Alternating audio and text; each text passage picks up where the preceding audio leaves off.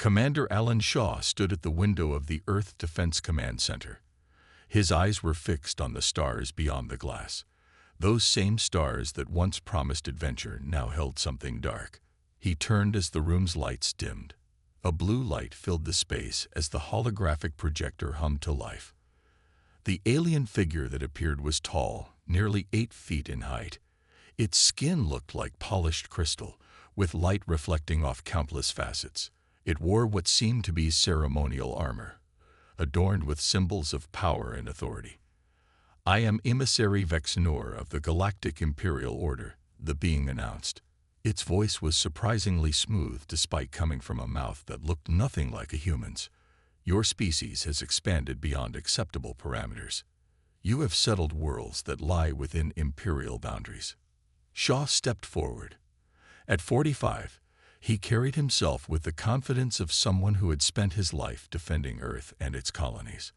His dark uniform bore the insignia of the United Earth Defense Force. "Emissary, we were unaware of any territorial claims to these systems," Shaw replied. "Our scans showed no signs of settlement or development. We are willing to discuss fair boundaries and establish diplomatic—" Silence. The emissary interrupted. "The Empire does not negotiate with developing species. Your technological advancement is insufficient to warrant equal standing. You have one standard galactic cycle to surrender all colonial outposts and submit to Imperial rule." Shaw's jaw tightened. "And if we refuse?" The crystal face of the alien shifted slightly in what might have been a smile. "Total annihilation. The Empire has cleansed 17 worlds that chose defiance over wisdom. Your weapons are primitive. Your ships are slow. Your defenses are inadequate." The hologram flickered and disappeared, leaving the room in stunned silence. "Sir, that's only about 30 Earth days," said Lieutenant Janet Pearson, breaking the quiet. Her hands moved quickly over her console. "Initial scans confirm massive energy signatures at the edge of our solar system. They appear to be ships, many ships." Across the city, in a very different kind of room, Dr. Linda Frost stared at her computer screen in disbelief. The lab around her was cluttered with equipment, papers, and empty coffee cups. The quantum physics research facility had been her home more than her actual apartment for the past 3 years. "This can't be right," she muttered, running the simulation again. The results remained unchanged. She picked up her phone and called the one person who would understand. "Gregory, I need you in the lab. Now." Dr. Gregory Martinez arrived 15 minutes later, looking like he had dressed in a hurry. His usually neat brown hair was sticking up on one side. "This better be good, Linda. It's 2 a.m., he said, yawning. "I found something," she said, pointing to her screen. "Look at these quantum field measurements. They're not random fluctuations. There's a pattern." Gregory's eyes widened as he looked at the data. "That's impossible. You're talking about a stable dimensional fissure." Linda nodded. "More than stable. I think it's navigable." "You mean we cooled?" "Crossover?" "Theoretically, yes. But it's more than that," she said, pulling up another screen of calculations. "I think we could move more than just matter. We could transfer consciousness, energy patterns, everything that makes us, us." Gregory sat down heavily in a chair next to her. "Linda, do you understand what this means?" She looked at him, her face grave. "I do. And given what's happening right now, this discovery couldn't have come at a more critical time." Gregory looked confused. "What do you mean? What's happening?" Linda turned on a small television in the corner of the lab. Every channel showed the same emergency broadcast. Gregory's face paled as he watched the recording of the alien ultimatum. "We have 30 days before they destroy us all," Linda said quietly, "unless we find another option." Gregory looked back at the quantum field data on the screen. "Or another place to exist," he whispered. Linda nodded slowly. "Exactly." The United Earth Council chamber was filled with tense voices. 50 representatives from Earth's nations and colonies sat around a circular table. At the head of the table, Chairwoman Patricia Donovan called for order by striking a small metal gong. "We must make decisions quickly," she said. Her silver hair was pulled back tightly, and deep lines marked her face. "General Collins, please show us what we're facing." General Ryan Collins, a tall man with a military stance, stepped forward. He pressed a button, and a holographic display appeared above the table. It showed Earth, the Moon, Mars colony, and the other human settlements. Then it showed the Imperial ships approaching. There were hundreds of them. "These are our simulations based on the scout ships we've observed," Collins said. "Their weapons technology is at least 200 years ahead of ours. Their shields can withstand all our current weapons. Their numbers are overwhelming." The room fell silent as they watched the simulation play out. In every scenario, humanity was destroyed within days.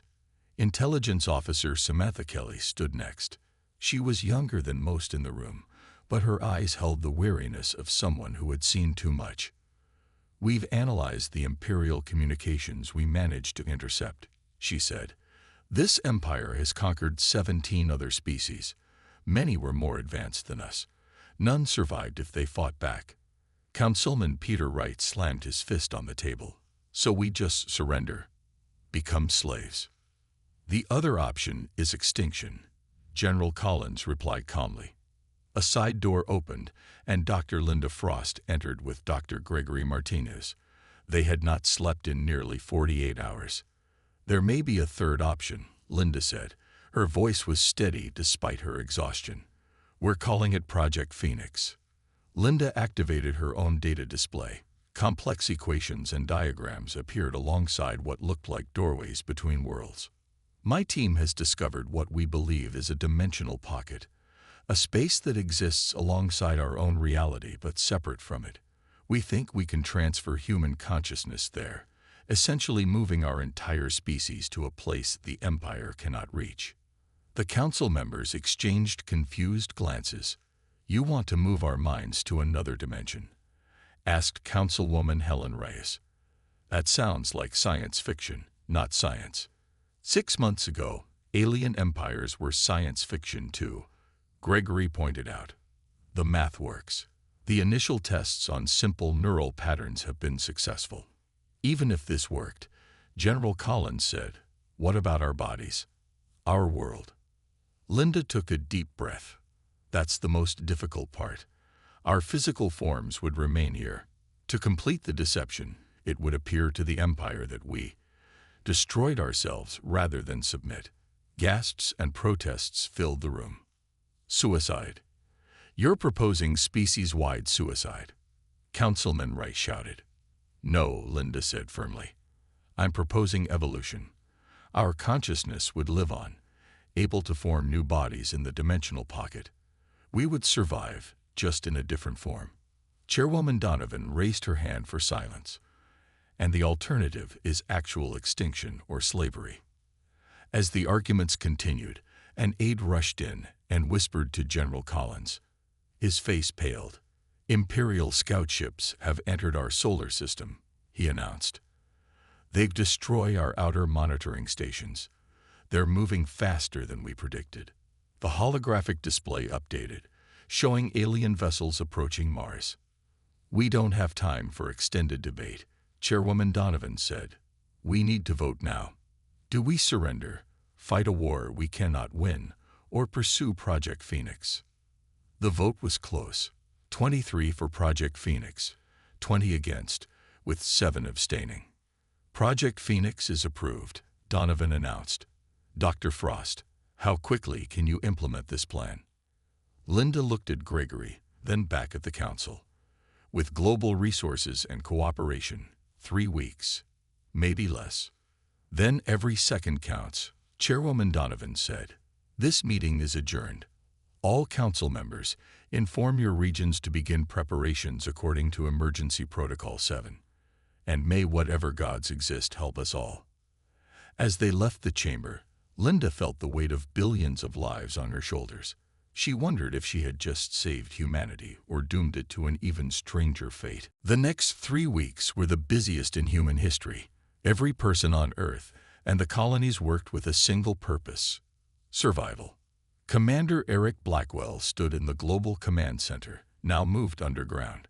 Screens covered the walls, showing evacuation efforts across the planet. Millions of people moved into massive bunkers built during the Cold War and expanded over the decades.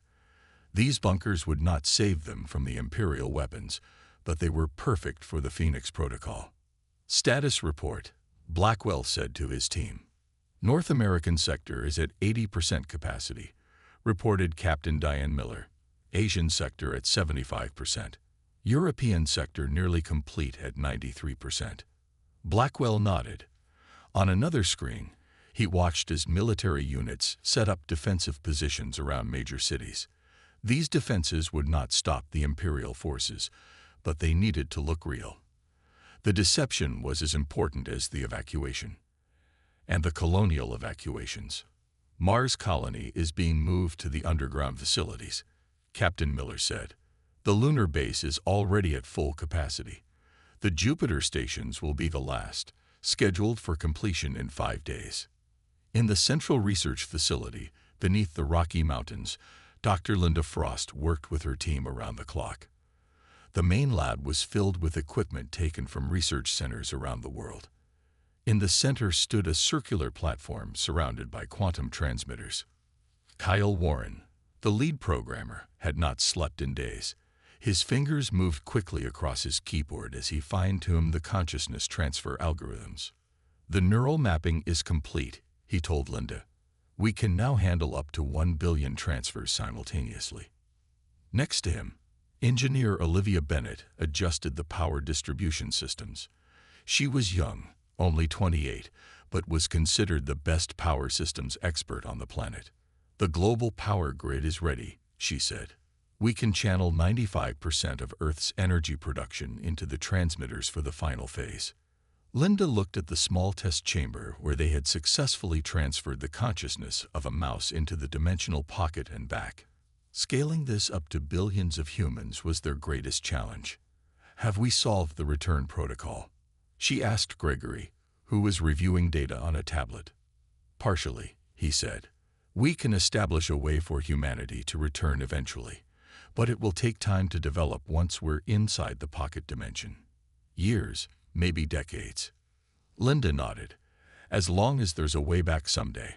An alarm sounded, and they all looked up at the main screen.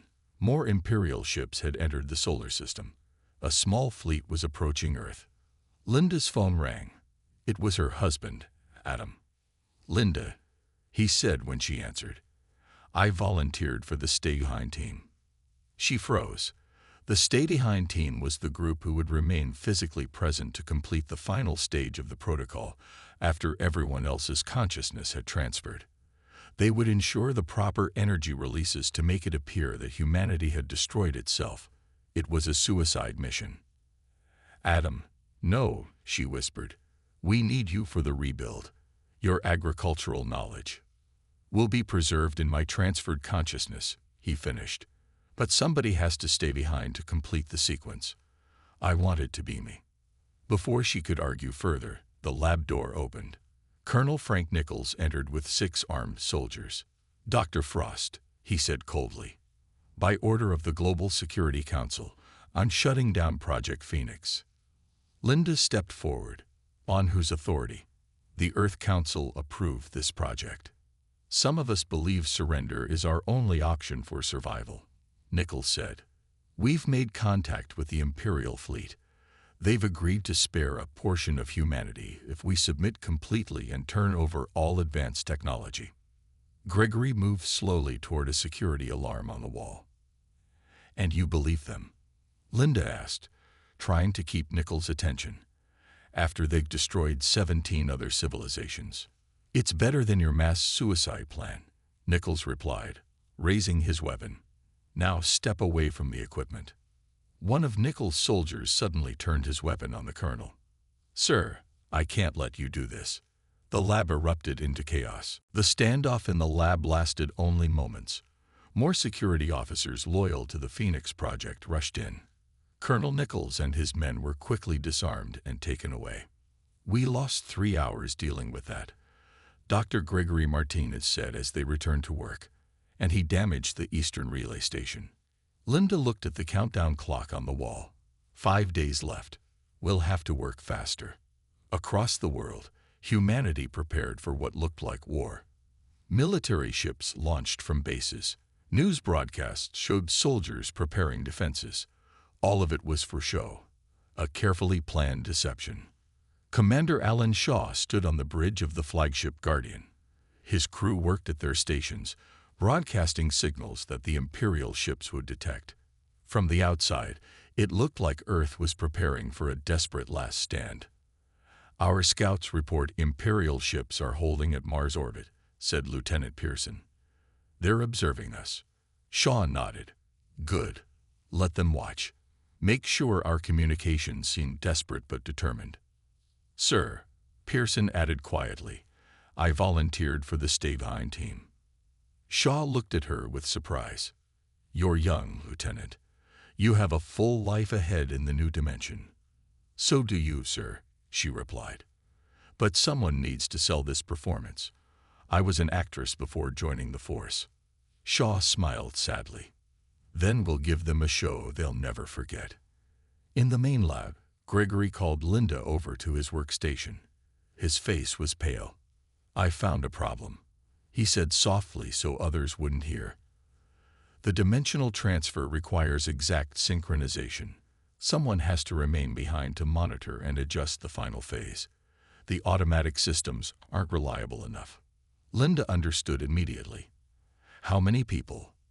"At least 50, stationed at key transmitter locations around the planet and on the lunar base." Linda closed her eyes briefly. "They would have no way to transfer afterward." Gregory shook his head. "The energy release would be immediate. They'd have maybe 30 seconds after initiating the final sequence." "I'll tell the council," Linda said. Chairwoman Donovan received the news calmly. "We already have the stay-behind volunteers. Your husband among them." They understood this might be necessary. "There has to be another way," Linda insisted. "There isn't time to find one," Donovan replied. "The Imperial fleet is getting restless. Our scouts report they're preparing to move toward Earth. We need to complete the Phoenix Protocol within 3 days." That evening, Linda met with Adam in their quarters. She hadn't seen him in days. They held each other tightly. "I found out about the final sequence," she said against his shoulder. "You knew, didn't you?" Adam nodded. "I suspected. It doesn't change my decision." "I should stay too," Linda said. "My research, my responsibility." Adam pulled back to look at her. "No, you're needed in the new dimension. You understand this science better than anyone. Humanity will need you to help establish the return protocols." Tears filled her eyes. "It's not fair." "War never is," he said simply.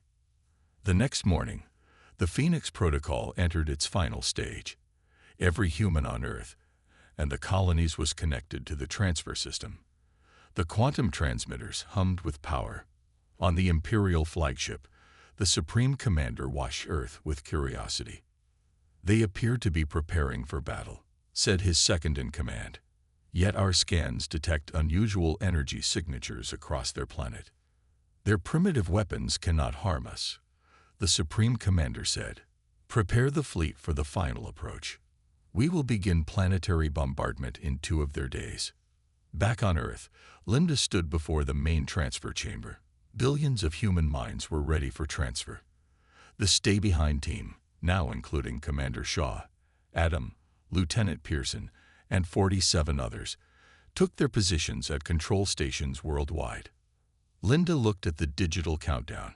36 hours until transfer.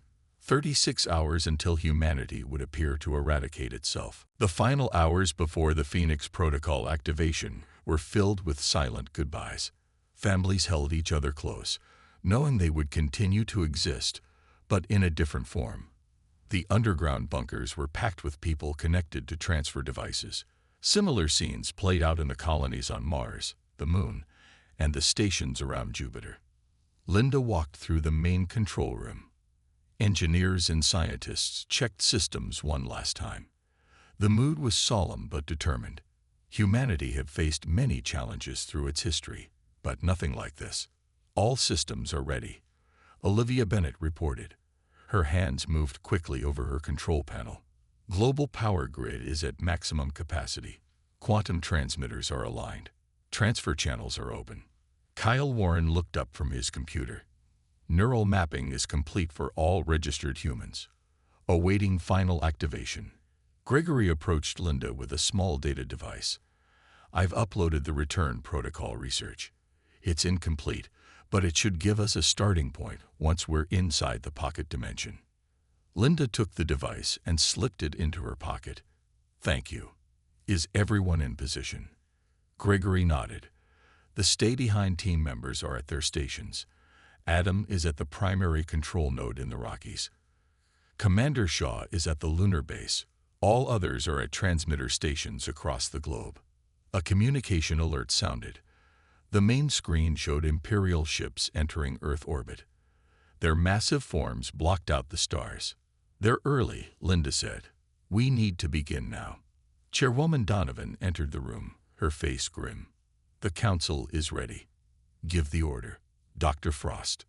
Linda took a deep breath and pressed the communication button. All stations. This is Dr. Frost. Begin Phoenix Protocol on my mark. 3, 2, 1. Mark. Across the planet and colonies, power surged into the quantum transmitters. The lights in the control room dimmed, then brightened as backup systems engage. On screens around the room, they watched as energy readings climbed higher. Transfer beginning, Kyle announced. First wave successful. 1 billion consciousness patterns transferred. Second wave initiating. Olivia said. Power holding steady. Linda felt a strange sensation, like standing in a gentle current. The feeling grew stronger. Around her, people began to fade slightly, becoming transparent before vanishing completely. Gregory smiled at her as he began to fade. See you on the other side, he said, then disappeared. One by one, the control room staff vanished, their consciousness transferred to the dimensional pocket. Linda felt the pull growing stronger. She knew her turn would come soon. She activated a private communication channel. Adam's face appeared on her screen. He was alone at his control station in the Rockies. It's working, she told him. Over 3 billion transfers complete. Adam smiled. I can see the data. It's beautiful, Linda. You did it. Tears filled her eyes. We did it. I wish. No regrets, he said firmly. This is bigger than us. Humanity will survive because of what we're doing today. Linda felt herself beginning to fade. I love you, Adam. I always will. I love you too. Now go. Lead them in the new dimension. Remember me. His image remained on the screen as Linda's consciousness separated from her body. The sensation was like floating in warm water. Then darkness. Then light. Linda found herself standing in a strange place. It looked like Earth, but softer somehow. Colors were brighter. The air felt different. Around her, billions of humans appeared, looking around in wonder. Gregory stood nearby. It worked, he said. We're in the pocket dimension. Linda nodded, unable to speak past the lump in her throat. She turned to look at a large view screen that had formed spontaneously. It showed Earth as seen from space. The Imperial ships surrounded the planet, weapons ready. Now, she whispered, it's time for the final act.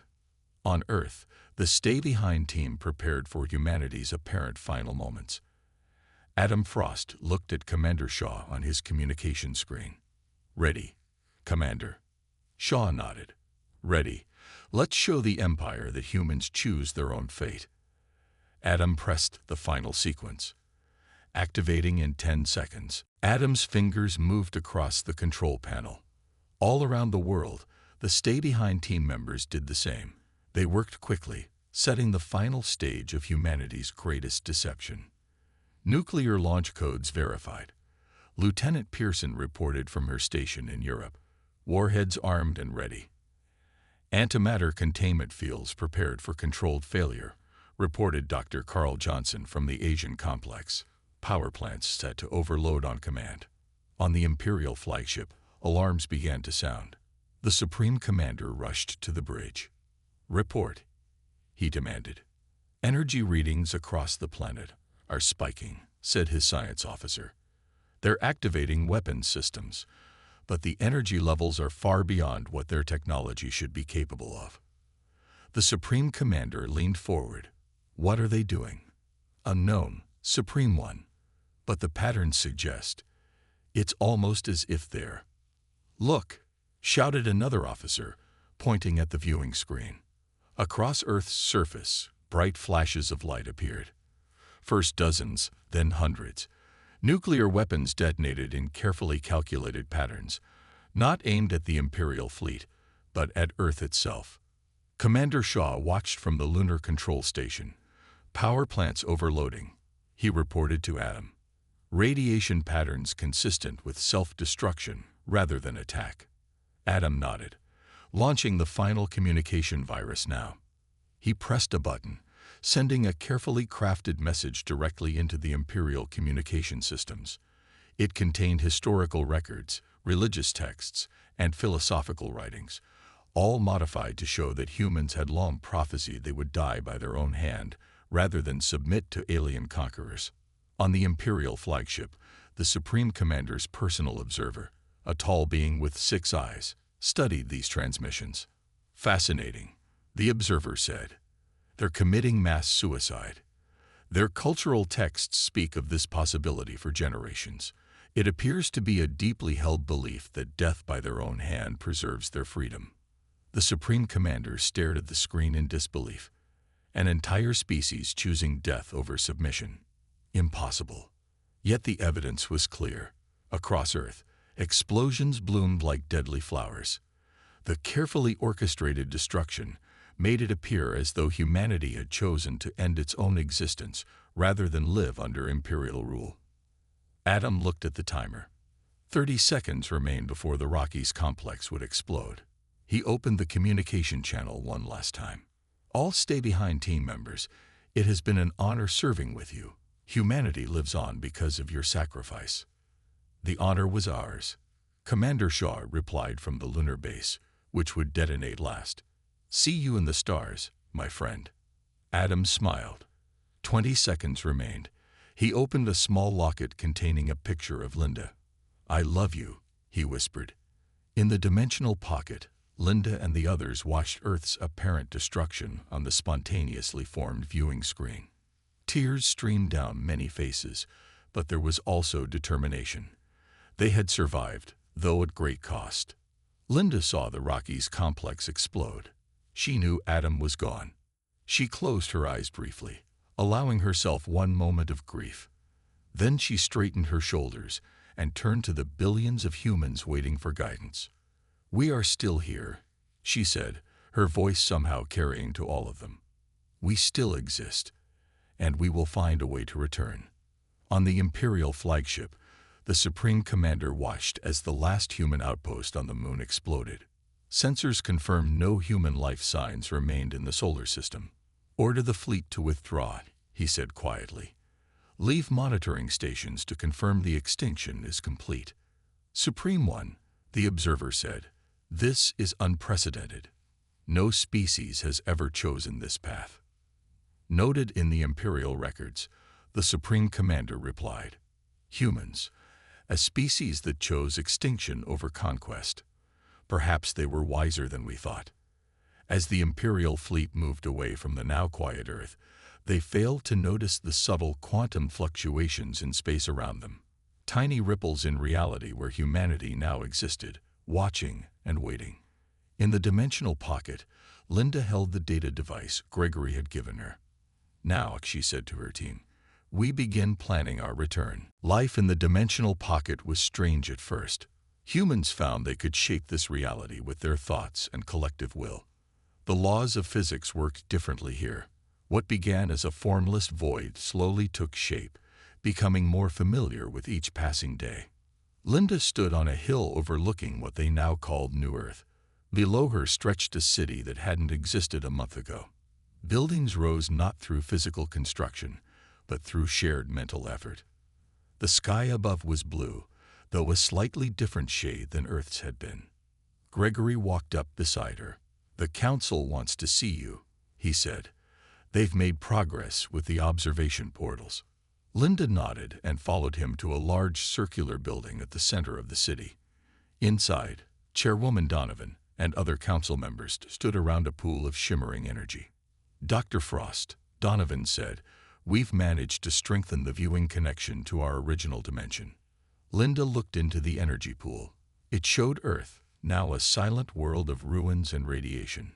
Imperial monitoring stations orbited the planet, small and unobtrusive. They were designed to detect any signs of human life. "Can we see beyond Earth?" Linda asked. Councilman Joe Lewis, who had been a physicist before, adjusted controls on a panel near the pool. "We're learning to expand the viewing range. Watch this." The image shifted, moving out through the solar system, past Mars, past Jupiter, and beyond. It stopped at the edge of the system, showing an Imperial outpost. "We can observe them now," Lewis explained. "We're learning their language, their technology, their weaknesses." Linda studied the station closely. "And they have no idea we're watching." "None," Donovan confirmed. "To them, we're extinct. A curious footnote in their history of conquest." Linda smiled. "Good. What about the physical forms research?" Dr. Olivia Bennett approached with a tablet-like device that functioned in this reality. "We've made breakthroughs. In this dimension, we can reshape our consciousness to create physical forms. Right now, we look like our original bodies because that's what our minds expect. But look." She closed her eyes in concentration. Her hand began to glow, then transformed, becoming larger and stronger before returning to normal. "With practice, we can alter our forms," she explained. "And when we eventually return to the physical dimension, we could potentially manifest new bodies." Linda was impressed. "How long until we can attempt to return?" "Years," Gregory admitted. "Maybe decades. We need to understand this dimension better, and we need to ensure we can survive in our original one when we return." Linda looked again at the image of the Imperial station. "Then we use this time wisely. We learn everything about them. We evolve. We prepare."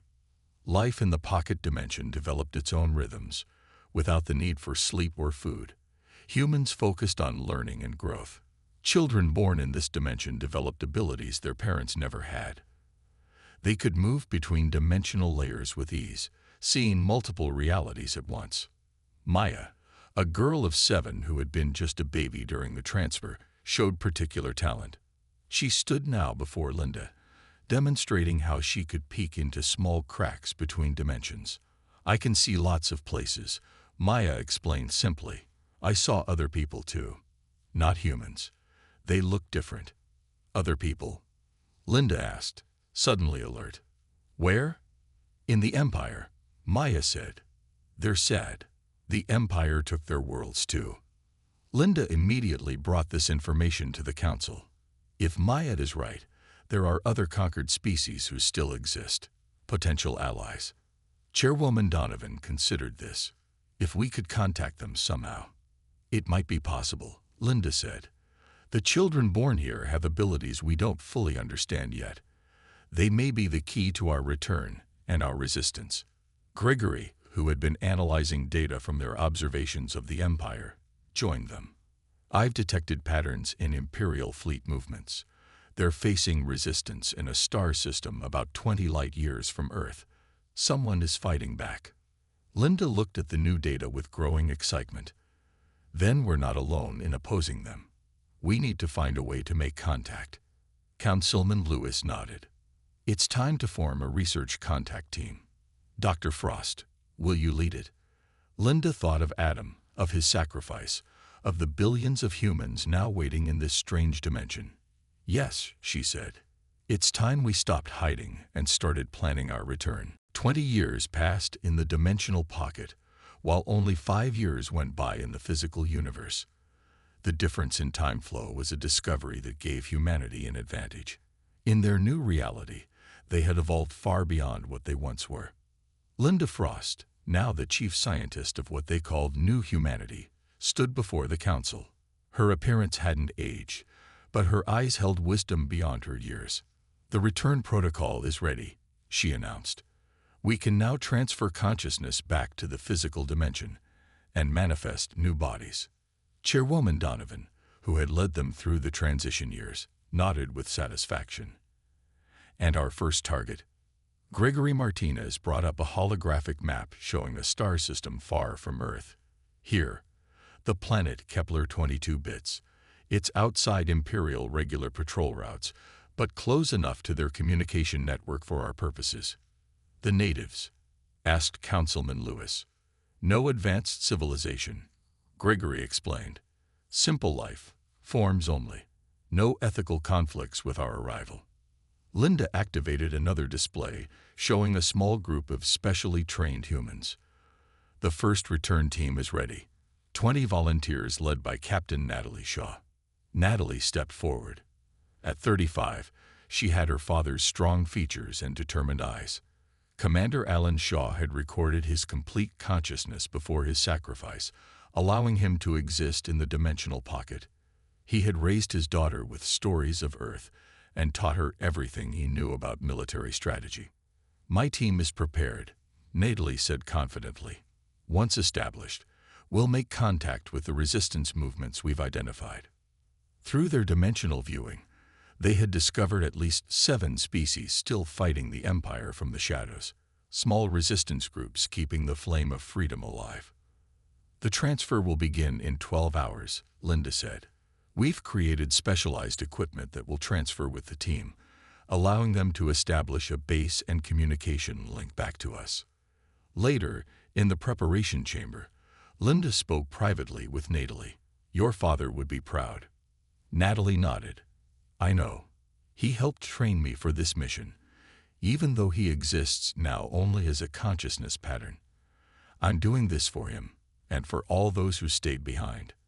The next day, the first human return team gathered in the transfer chamber. They had spent years preparing, learning to use their new abilities, studying the Empire's weaknesses. "Remember," Linda told them, "you'll need to adjust to physical forms again. Your dimensional abilities will be limited, but not gone. You're the bridge between what humanity was and what we've become." The transfer process began. Unlike the desperate rush of their escape 20 years ago, this transfer was precise and controlled. One by one, the team members vanished from the dimensional pocket. On Kepler 22 bits, in a remote valley surrounded by purple-leaved trees, 20 humans materialized. They looked like they had before the evacuation, but subtle differences could be seen. Their eyes held an unusual glow. Their movements were more fluid than any human had moved before. Natalie looked at her hands, feeling solid matter again after 20 years of dimensional existence. "It worked," she said, her voice filled with wonder. "We're back." The team quickly established their base, setting up the special equipment they had brought. Within days, they made their first contact with a resistance cell from the Arcturian species, one of the first conquered by the Empire. "Impossible," the Arcturian leaders said when they revealed their story. "Humans are extinct. The Empire showed us the records of your self-destruction. We let them believe that," Natalie explained. "But we've been watching, learning, evolving. And now we've returned to help free all species under Imperial rule." News of humanity's miraculous return spread quietly through resistance networks. Hope, nearly extinguished under Imperial rule, began to grow. On an Imperial monitoring station near what had been Earth, sensors detected unusual energy patterns, the same quantum signatures that had been present during humanity's apparent extinction. The station commander frowned at the readings. "This can't be right. Send a probe to investigate." In the dimensional pocket, Linda watched these developments with a smile. The second phase of the return had begun. Soon, millions of evolved humans would emerge across the galaxy. "They thought we chose extinction," she said to Gregory as they watched Imperial ships rushing toward Earth to investigate the energy signatures. But we chose evolution instead. And now, we return.